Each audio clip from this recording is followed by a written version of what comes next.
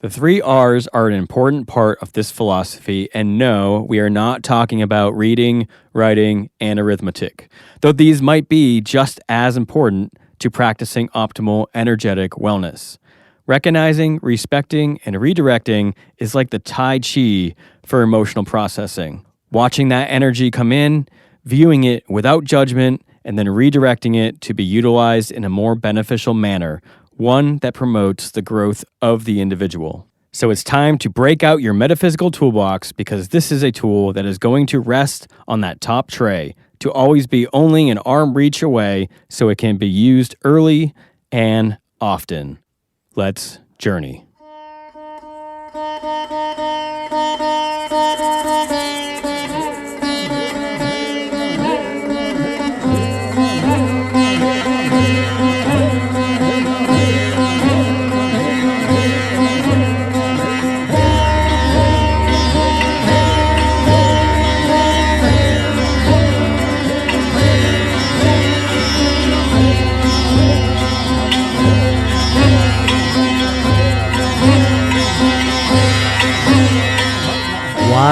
Wise.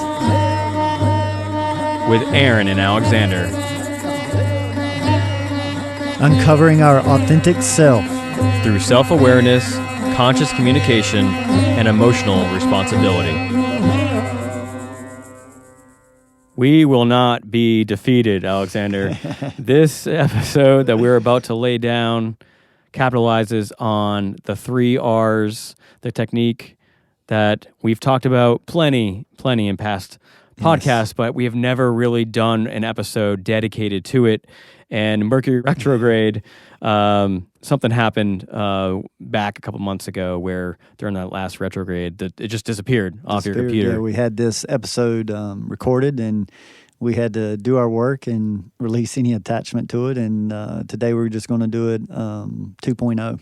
So there's probably a reason why it got deleted. So hopefully this is more centered around, I guess, the information that the universe thought we should present versus what we had. So, the 3 R's, Alexander, what do the 3 R's stand for? Recognize, respect, and redirect. So this is whether you're dealing with your thoughts, whether you're dealing with pursuing consciousness or enlightenment, whether you're dealing with children, whether you're dealing with other so-called adults. This process works really well in any and all of these areas. So I'm looking forward to getting that this information out in a little bit more detail and explaining exactly the steps of this recognize, respect, and redirect. So one of the areas that we've talked about that it comes up a lot in are conversations. And I think we actually talked about this in a previous podcast, where if somebody is starting a conversation with you and they say something to you that kind of triggers you, we've talked about, the steps that you should take using this type of 3R system and how to properly manage that emotional reaction and get back to a state of neutrality. Right. And to understand that state of neutrality is when you can trust whether you can trust your intuition, you can trust whether you're seeing things clearly. If you carry a preference, or if you're in any level of emotional reaction at all, you're not seeing the person or situation or whatever you're dealing with, even a thought, clearly. So the very first step of this recognize is recognizing, first of all, the light in the other person. And there's a word used that's been overly used, but is very powerful, namaste. And it means the light in me recognizes the light in you. And what that means on the deepest level, potentially, is that we look past what the person is presenting as their personality. We look past their personal preferences, and we accept that we're all connected and we're really in this game of life together.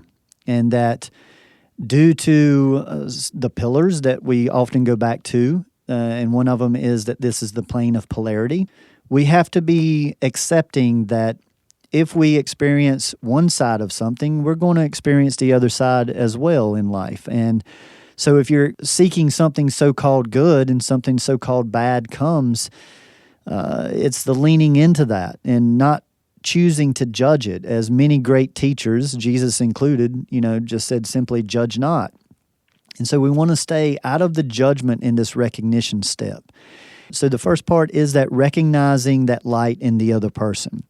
And that starts to potentially dissipate any emotion that's trying to come up. And that's the next step to recognizing is, what is this bringing up from me? Is it creating a need to react, a need to explain? If it is, then there's something internally worth looking at. It means that this person is presenting a situation, or this energy or this thoughts or whatever it is presenting a situation for growth. Because remember, growth happens through friction, and what we resist persists. And when we lean into that friction and receive the lesson, we neutralize it. And we can actually help. In our last episode, we talked about roles. So this is how we help people to not have to play roles in our life, is that we are recognizing what this is bringing up from our past. So in both of these first two steps of recognizing, you see that when you turn the energy inward, it dissipates the need to react. Now, that very first step is important, and many times to practice this first step, we need to practice pausing first. So the very first step of this is, in every interaction with a person or with yourself, with the thoughts or emotions, to just learn to pause, to train yourself to pause before reacting, before responding even. Some people, it helps to take one breath. Some people, it might help to take 2 or 3 breaths. But the point of that pause is that to teach yourself subconsciously that I'm always going to pause to reflect inward. And that becomes another habit. Because remember, anything that we do for 3 weeks, 3 months, 3 years, it establishes habits. So typically the first breakdown is just that 3 weeks or 21 days. So even in Ayurvedic medicine, many times they will suggest to do 10 days on and 10 days off, because they want to avoid the body adjusting to the supplementation that's coming in. And so all of these things are very wise to see that, what we do most consistently builds our subconscious, so to say. It trains it. And then the longer that we practice something, the less effort that we have to put into it. So there's a lot in this just very first step, and we do want to break it down individually. And is there anything that you would like to share as where recognizing is concerned in yourself, Aaron, or anything that you've practiced through up to this point with that? Well, I do know that I've had a lot of trouble with that first step and taking that pause. It's something that I've worked on a long time, and in the hardest part in my life personally has been my closest relationships, family and friends. Those have been the hardest to practice that. As they almost always are. Because that's where the biggest gifts are.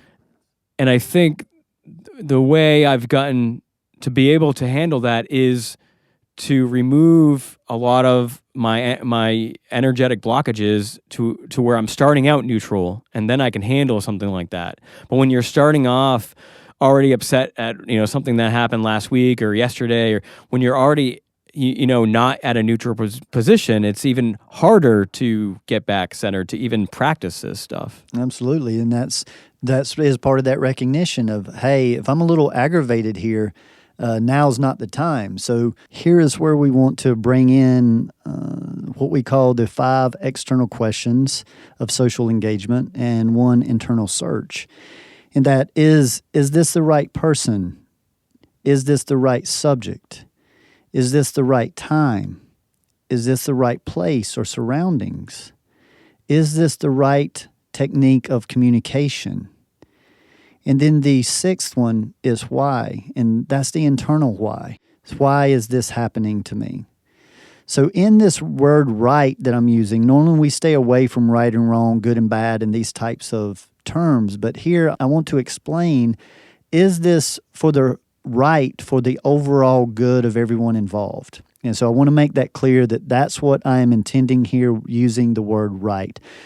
I was going to use different words, but this helps with memorization, I think. Just right place, right person, right subject, right time, right surroundings, as I said, is similar to place, right communication, and that internal search of why is the 5 external questions of social engagement and 1 internal search. So this is part of the pause. So the mind many times needs something to do, and this is what in the pause that you do. You ask these 5 questions, so to say, and it helps to dissipate any of the emotion that's trying to come up. And then that second step is the respect part. And here I feel like this is a step that many people actually not aware of, but they skip. And lots of times when people make an assessment, they go straight into attempting to fix or to change. And that is in the redirect that we will get to. But this respect stage is so important because most people aren't going to receive if they don't carry a certain level of respect from the direction that the information is coming from. And many times that respect changes due to the situation. That it may be somebody that you respect overall, but on this specific subject you don't respect because of maybe how they have mishandled their suggestion, and maybe they don't follow the same thing that they preach, so to say. So in this level of respect, it is taking that into consideration, and this is once again helps to bridge that with those 5 external questions of social engagement. That once you go through the time of, is this the right place, the right time, the right person, the right subject, and the right form of communication, that is, you're giving them respect because you're actually using your intention as to what you are about to present. So once again, whether this is a thought coming in, like maybe when you're in meditation, it's a thought coming in and you're trying to redirect it, or it's a child coming up, tapping you on the leg, wanting to interrupt a conversation you're having with somebody, or it's an adult that is bringing a challenging situation to you. We want to learn to go through these steps to help buffer these emotional reactions because, remember, we want to respond rather than react. And many times respect is connected to how we respect ourselves. And many times people can only respect someone else to the degree that they respect themselves. Love is the same. Someone can only love something or someone externally to the level that they love themselves. And a big key to this is how people separate their love with animals and their love with humans. And that they can see there is a certain level of respect there and a certain level of recognition. But what animals do for people is they give that safe space because the animal respects the owner, so to say. So they're going to get this consistent love and without the antagonization of questions, of judgments, of those types of things. So some people can really prefer the company of animals over people, and we just want to make sure there's no judgment in that. Just make sure that you take the things that you find that work with animals and start to utilize them with people. If we treated people as kind as pet owners treat their animals, they would get different results from the people. So use that as incentive to learn. And then we bring it, of course, around to the redirect. So you redirect the energy, you redirect the thought, you redirect the conversation. So after you recognize the person, you show them some respect, then it's very similar to martial arts. You don't want to be aggressive. You don't have to be aggressive, and this is like reacting. This is where people would react to something that someone said. But if you're really looking to respond, and you're going to respond through this redirection. So if someone, say hypothetically, from an emotional standpoint, say someone brings anger toward me, if I go through those steps to recognize them, to show them respect, and then I simply don't absorb whatever that opinion is that's coming at me. And it's kind of like I like to create a visual to where you just kind of make a little sidestep and you just look at, like, you're not trying to stop the energy. You're not absorbing the energy. You're buffering the energy just to redirect it. And I like to share a story with this that I've had a couple of automobile accidents that could have been extremely dangerous. And I do support people to use seat belts, but in both of my head-on collisions, I didn't have my seatbelt on, and it wound up being a very good thing. And in one of them, there was a lady coming at me head-on, and it was one of those situations, I know many people experience this, where it goes into slow motion. And I started scooting over into the passenger seat while still having my hand on the steering wheel. And she was coming straight for me, but somehow I knew, and through the grace of the divine, that if I waited till the right time and I jerked the car to the right, that rather than hitting me straight on, she would hit my front bumper or quarter panel, front side at an angle, and it would go down a whole lot smoother and wouldn't be such an impact. And this is, it can be seen in any type of physics, that's a buffer, that you're buffering the impact. And that's what that internal leaning, to not absorb what they're saying, to know that, hurt people. So if somebody's coming throwing some negative emotions on you, they're probably just coming from having that done to them. And you don't need to take that on, but you don't need to stop them from doing that either. So the way that you use this in like meditation for thoughts is, when people start to meditate, turning their mind off is a huge challenge, and you can't stop energy. It's not that's not something the way that fits into parameters of energy. So you always want the energy flowing. So in this understanding is, as you're sitting there trying to quiet your mind, thoughts are going to come in. You go ahead and accept that. But as they come in, just like maybe you would talk to a child, you say, "Thank you, but now's not the time. Thank you, but now's not the time. Oh, remember to pick up some almond milk on the way from work tonight. Thank you, but now is not the time." And not get frustrated with it, because after you tell that thought that possibly 100 times, you will retrain the direction of that message. And what you're doing is, whether you're teaching people, you're teaching kids, or you're teaching your thoughts, is you're saying, "I'm not accessible right now, so please go on standby." It's like putting a computer on standby or by turning the computer off. So see, none of that is aggressively stopping anything. All of this is flowing. Through all of this, there is energy moving at every step. In the pause even, you're still allowing the energy to move. So once again, recognize the person, thought, or situation. Then show them respect by, first of all, being respectful to yourself and what is for the overall good of everyone involved here. Utilize those 5 external questions that we brought up, and we do have podcasts where we've broke those down in the past. And then the redirecting is that final stage. But through all of this, the main thing to make sure that you're not getting caught up in is that you're just going to have to do this one time, with the person, with the child, with the thought, with the emotion. No, we are repetitive beings, and we learn through habitual actions, and we create a new habit or a new pattern through practice, structure, and discipline. And then that discipline becomes just a part of your life after you do it enough.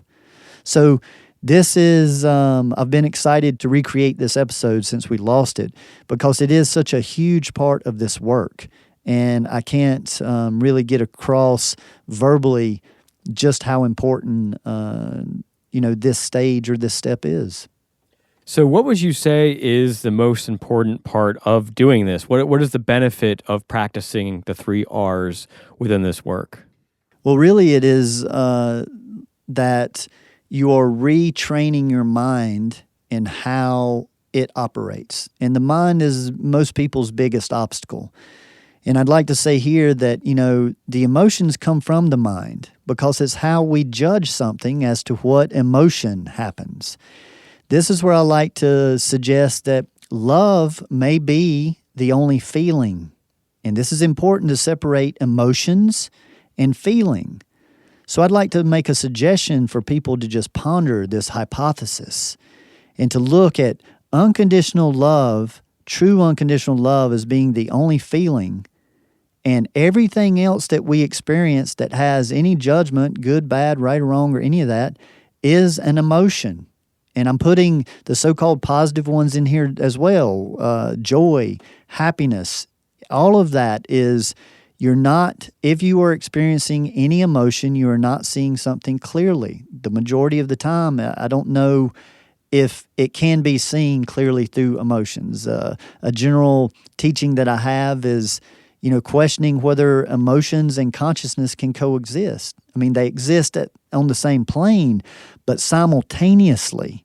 You're either in your emotions and fully in the human form, or consciousness is staying connected to that higher energy and seeing it for the overall good of everyone involved.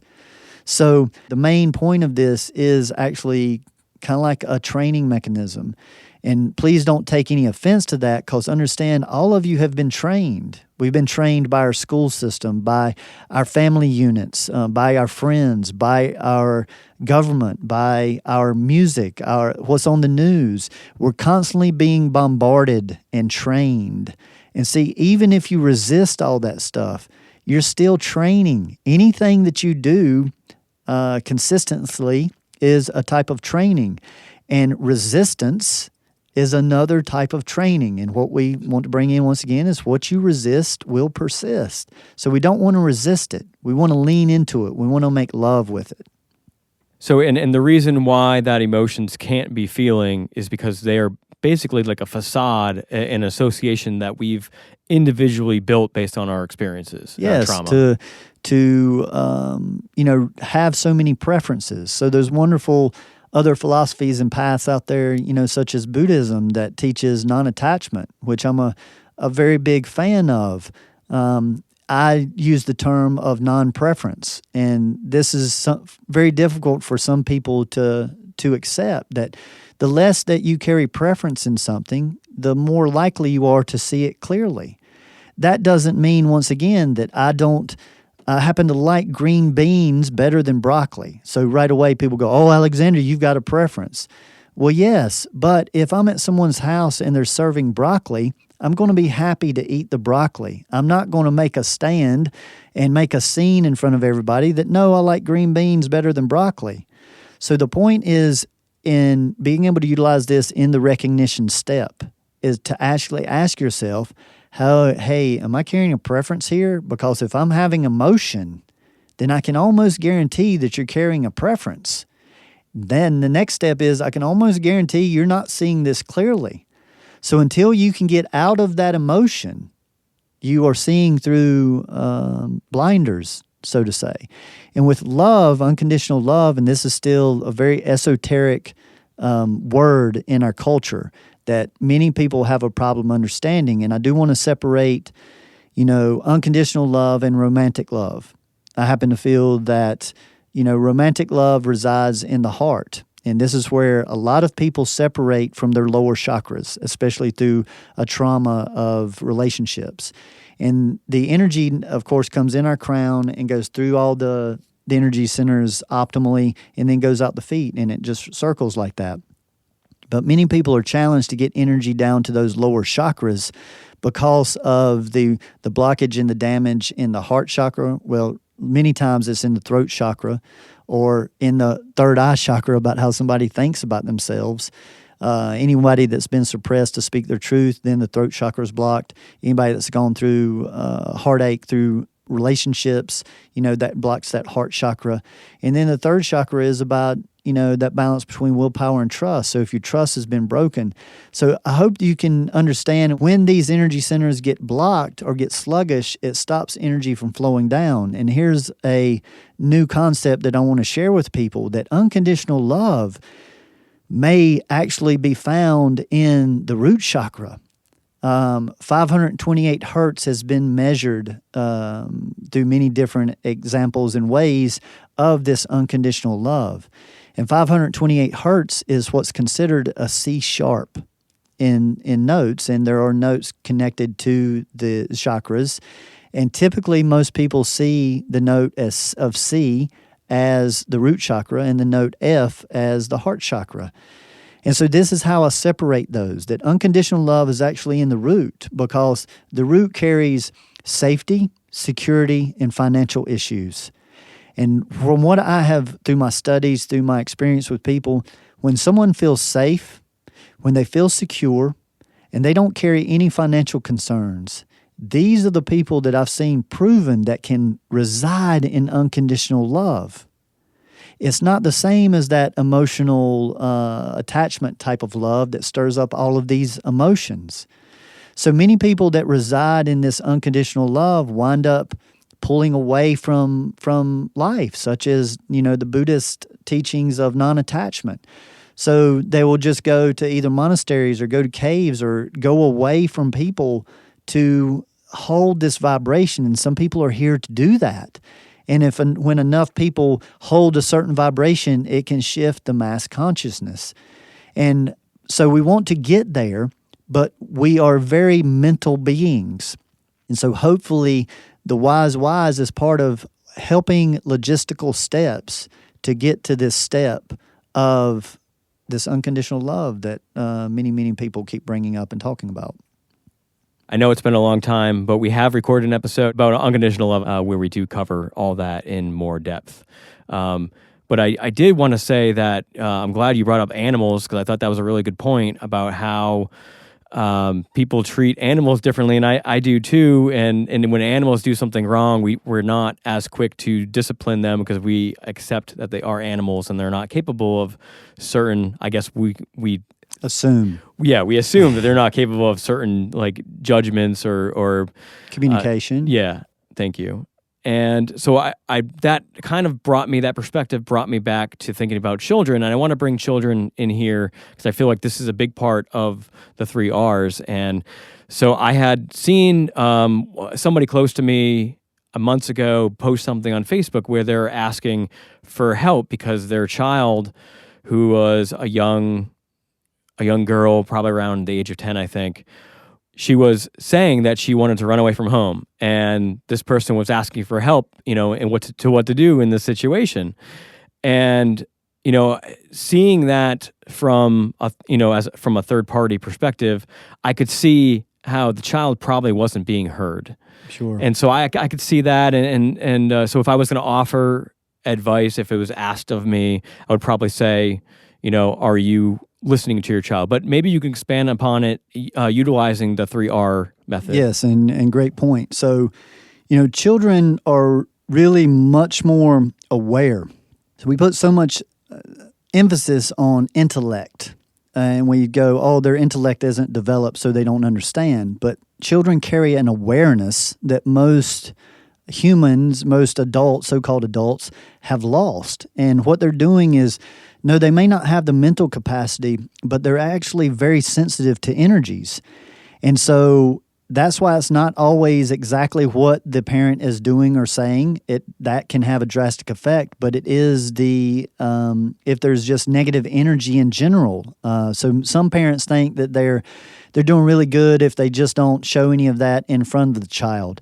But if they're still carrying the energy, the child is picking it up and absorbing it, and some children more than others. So here's an example that I give where children are concerned, and maybe people can take this example and use it in their own situations.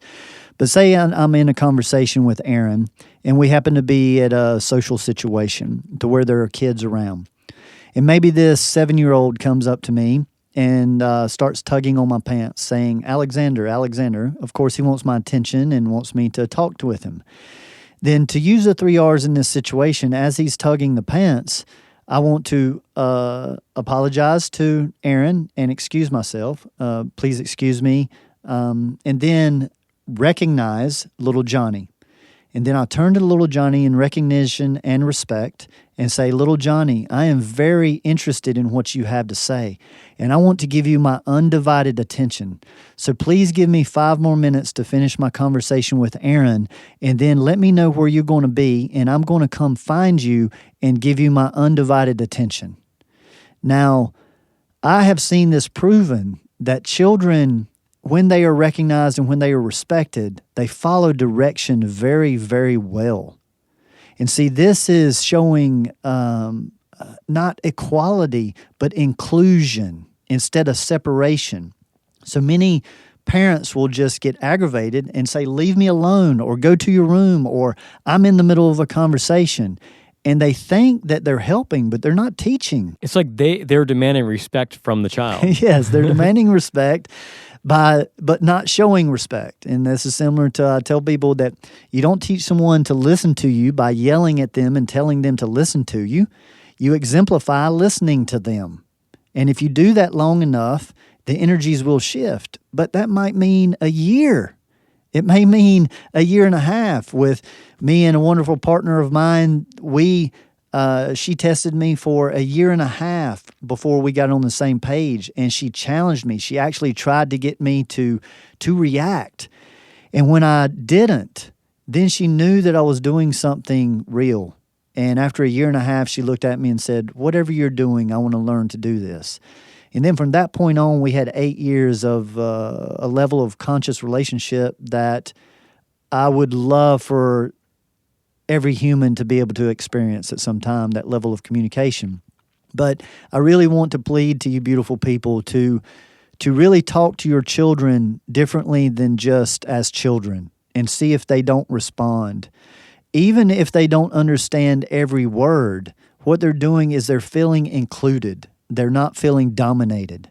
And when they turn into so-called adults, then they will continue that ripple to where what happens now is we train them to be the adult and separate yourself from the child. So then the adult grows up from the child and goes, well, this is what my mom and dad did. This is what I'm going to keep doing. Now you're the child. I get to play the dominant role. And then one day you'll get to play the dominant role.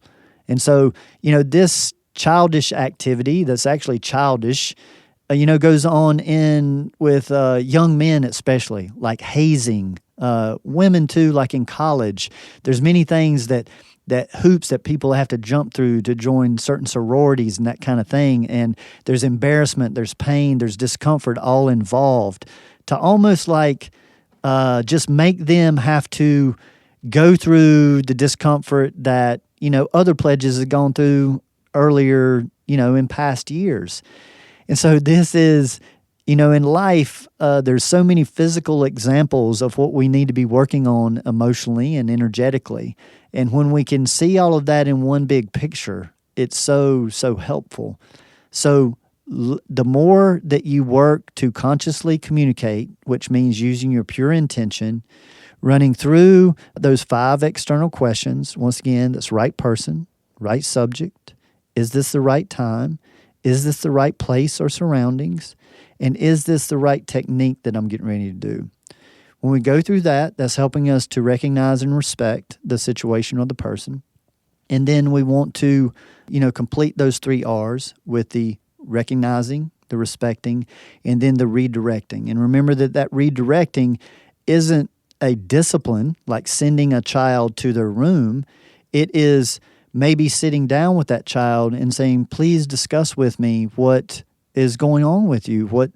Obviously you've got something that you need to be heard.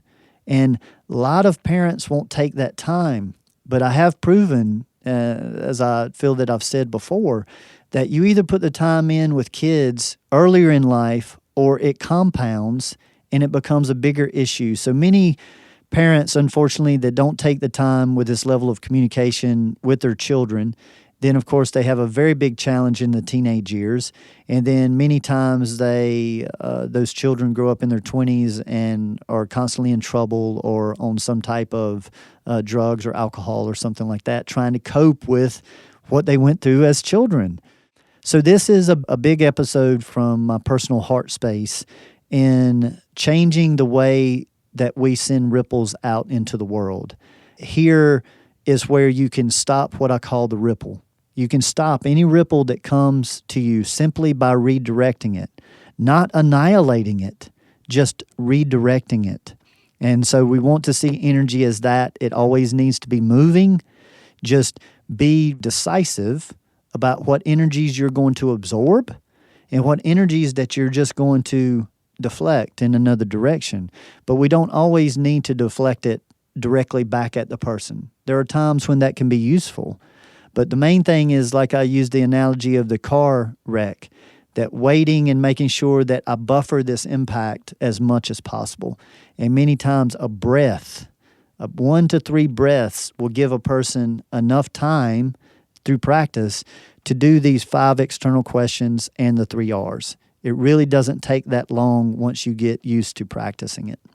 So when you are practicing the 3 R's with that hypothetical child in that situation, are there any different ways that you would do it if the child was, let's say, a generator versus a projector or anything? Very rarely is a person going to know that information, but if you do, then sure. You want to see that and understand that the manifestor and the manifesting generator have tendencies to not want to be told things.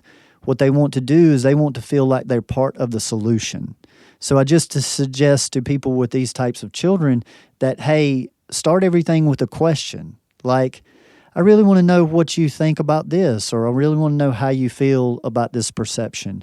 See, that slight buffering of is still like a respect thing. Like, I'm not just going to boss you, because many of them will go into resistance right away when someone starts giving them direction. And people will call these children problem children because they don't do what they're told.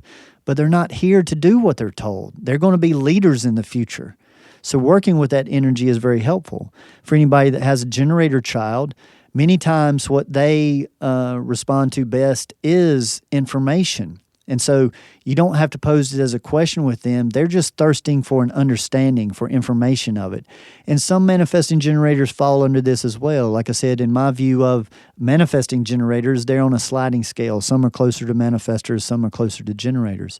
And then projector children, they need an invitation. So many times, like just saying, hey, little Johnny, let's go for a walk. After Aaron and I are finished that conversation and I go find little Johnny, I might just go, hey, little Johnny, would you like to go for a walk while we talk? And many projectors, they can communicate better when they're in movement of some type. And then, reflectors, which there's only about 2% of people, they are designed to just reflect back. So sometimes you can give a view of yourself in a similar situation, and so analogies work really good, like for reflectors, and to where they can reflect it both on them and the other person that's giving the information. So yes, and then of course, if you know the person's cards, that helps even more, to whether when somebody is in royalty, like they're a jack, queen, or king, they're going to be a whole lot in more resistance once again to being told things. And I do hope that one day we get this into like school systems and really helping people to understand themselves. I feel like would be one of the first steps in truly changing the way that we educate our young ones, and not to limit them. And that's another thing that I want to get across here that's very, very important, is that some people see any type of astrology, which the human design and the cards fall under, as a type of limitation. The way that I use the astrology or suggest in my teachings is you use it to find out, to confirm where your weaknesses are and where your strengths are. And then you choose to put some of your strengths up on the shelf and work on these weaknesses to become a more rounded and well-developed person. And so, like, for instance, with me, as being a triple Virgo, being born at the end of August, Virgos carry a lot of perfectionism. And early in my life, I would not present anything until I had practiced it a million times. Like musically, I was a musician for over 11 years of my life. And until everything was perfect with my band or my own personal playing, I would not present that. And the way that I worked on that, I saw that level of perfection, I projected that onto others as an expectation. Whatever I held myself to, I held others to, and it was just too much. And we're not here to be perfect. So what did I do? I created what's called a sound journey, and I play instruments in front of people that I never practice. It's different every time. The whole thing is to be spontaneous and to feed off the group of people that's there. And that's a new way or different way to practice music. Jazz musicians kind of look at it like that. But that was scary to me. I was scared to death. But now after doing that over 11 years, see, that's my new pattern. So now I feel like that the balance is there between planning. So even in this podcast, we do a minimal amount of planning. Most people probably think we plan a lot more than we do. Part of the feed is the spontaneity. And majority of the time, we don't pick the subject until the day that Aaron and I get together. There's very little planning because we want that spontaneity to be there as well. So having structure and freedom simultaneously is actually an option. Awesome. That was good. I'm glad you brought in the freedom and structure balance there and invoking your own personal situations and experiences. So in closing, Alexander, what is the best way or easiest way or most efficient way somebody can start incorporating the 3 R's into their lives? Okay, what I would like to suggest is first that pause. To just start with every conversation that you have with somebody, when you get asked a question or when you start to respond to someone, that you just grab those reins, so to say, and just pull back. And that, like I said, that can be for a second. It can be for one breath, or it can be for a few breaths. Because sometimes if I need to get to that, if it's a little bit more challenging to get to that place of neutrality, what I want to do is maybe take 3 good breaths, depending on the situation and where I'm at.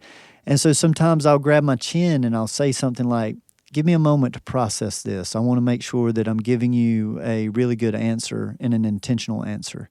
Once again, it's informing. You're just informing that, hey, this is what I'm doing. I'm taking an extended pause. The majority of the time, it's just one breath. Train people around you, and this is what this will do, that you're not going to just react. You're not going to just respond right away. And they will learn to allow you to do that. And if you'll notice, any great teacher, any sage, guru, or anybody out there that's at a true high level, they speak very slowly and they pause a lot. And our culture works way too fast for that. That's actually the energy that I like to reside in. But it is challenging for others to, in our culture, everyday people, to understand that. They can get frustrated. And if you get somebody frustrated because you're taking too long, then you're not benefiting the conversation. So once again, we don't want to cater to everybody, but to take that breath is the very first step of the training of this. And then, like I said, you want to recognize them, and that verbiage is part of that recognition of, even when you say, give me just a minute or so to ponder this, that is recognizing them, and it's showing them respect, because you're informing. Anytime we inform what we're doing, that's a form of respect. And then we want to honor maybe the other person's opinion, whether you agree with it or not. That's a step of respect, is that you acknowledge that you see, hear, understand, whatever verbiage you want to use, that you hear what they're saying. And then you're able to give your point of view. And the point isn't to change theirs, but they give their point of view, you give your point of view. If it is different, then right away you want to redirect it to maybe change the subject, or say, hey, let's come back to this subject on another day when we've had time to process each other's views. So the main thing is just being patient in our communications. The recognizing, the respecting, and the redirecting, as I said, works in all of these areas, whether it's other people, whether it's with children, whether it's with thoughts, emotions, or just about whatever it is.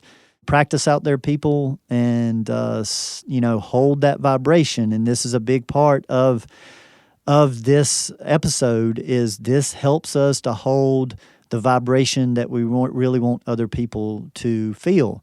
understand as well that we attract challenges as much as we do like thoughts, because this is the plane of polarity. And when those polarities come in, we want to be able to withstand the storm and not allow it to knock us off our center. And that's what really changes people, is when they see that. And I happen to feel that, there's been many greats that's taught that, but Gandhi was one of the best examples of this. We're going to sit here and we're not going to fight back. They're going to come with clubs and hit you over the head. And his whole thing was, if we hold our vibration long enough, it will affect change. And they did. That movement was a big part of freeing India from slavery. But it took him 50 years of his life. So, you've got to hold that vibration. And when the storms come, be flexible like a tree. The trees don't run and hide from the storms when they come. Normally, only dead trees are the ones that become unrooted or get knocked over by the storm. And that's a wonderful analogy as well, that when we are alive and full of life and compassion, there's not much that can knock us off kilter. But when we feel dead inside, when we feel like there's no hope, then just about anything can tip us over. So now let's quiet the mind, unwind, and get ready for our 3 minutes of stillness. Enjoy.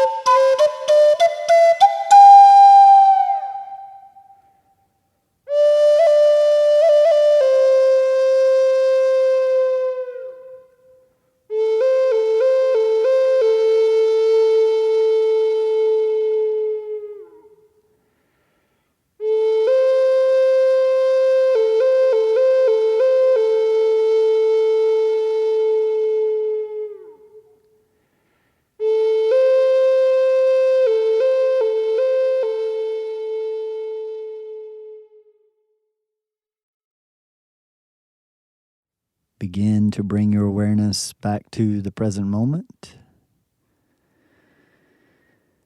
Recognize, respect, and redirect.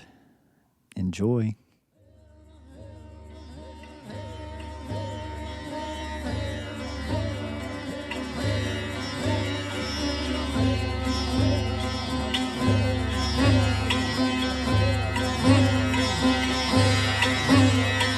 We appreciate your interest in self-growth, conscious communication, and continuing to ask the wise whys.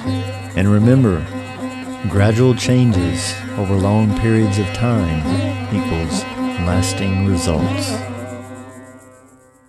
The Just Philosophy, as discussed in this podcast, has been developed by Alexander over the last 22 years in his private practice, professional environment, and private studies. The information discussed is intended for educational purposes only. It is not meant as a replacement for conventional medicine.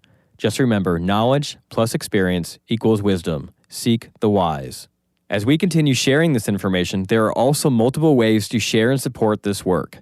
Gain access to our exclusive content, behind-the-scenes footage, and other products that assist you on your self-awareness journey by joining our patron team in exchange for a monetary donation by visiting wise-whys.com/patron. That is wise-whys.com/patreon. Another way of support is by sharing this podcast with receptive individuals or even leaving a review on popular platforms such as iTunes or Facebook helps us introduce this work to others through the listener's words. We are also on most major social networks, so follow us along there or even join our Facebook group community. Continue your journey by visiting Alexander's website, where you are able to book private consultations in person, by phone, or even Skype. Know thyself better with human design and destiny card reports and readings, as mentioned in this podcast. View a calendar of his live performances and class schedule, peruse his other products such as shirts, CDs, and the revolutionary VibroTune sound vibrational therapy tables that assist with subtle energy alignments.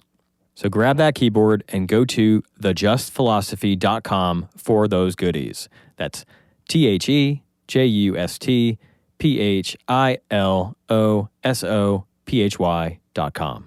And if you love the touch of a soft shirt with a message that will warm your heart in resonation, then check out my company, Verities Apparel, where I am a one-man band doing it all from design to physically printing the garment and sealing it all with a conscious touch. Just go to veritiesapparel.com, VERITEESAPPAREL.com. Thank you all for being a part of this journey with us.